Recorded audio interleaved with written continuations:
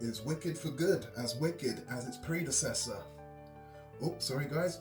Just reached my destination, Emerald City. Let me put my broomstick down.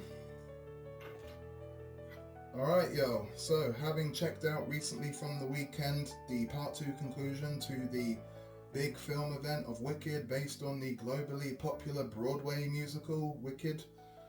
Wicked, I have my history with, having seen over a decade ago now, around my area, of course, London, and yeah, with the Wicked Part 1.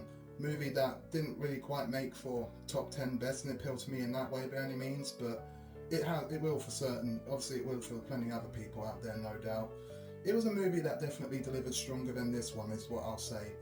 You know, it's obviously definitely a strong musical, and one I went into with modest expectations, surprised me with its efforts, and Wicked for Good is more of a movie where I have a bit of a mishmash perspective on, with how it's definitely not as wicked, but it's got its good achievements. It's at those moments where you can say, we can appreciate that, we can definitely give them that, but when it comes to obviously the visual, practical scope of the world, that's all still there. The emotion is there, the development between these characters, Galinda and Elphaba, Nessa Rose, Oz himself, that's all still there. Jonathan Bailey is perfectly fine within the role still as well.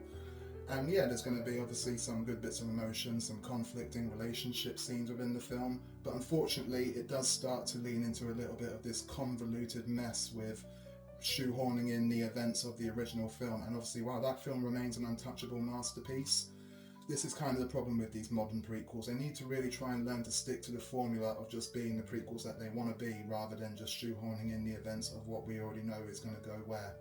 Because yeah, there's obviously Dorothy and all that in there, but obviously showing how the Wicked Witch of the West gets the broom taken from Dorothy after being melted. There's ideas that obviously feel like they'd be set within a different universe where the events pan out differently, of how the Scarecrow and Tin Man are involved with all of this, and how obviously Jonathan Bailey has some connection to that, and even how Oz apparently has some family ties to Elphaba and Nessa Rose in some way in the film.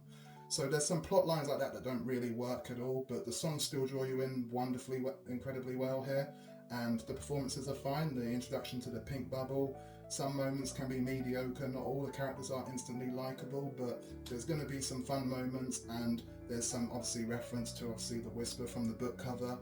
But it's a film that kind of gets a little lost into that source material of the original. But overall, it's a decent enough movie, not quite the best, but serviceable conclusion. Give this 6.6 out of 10.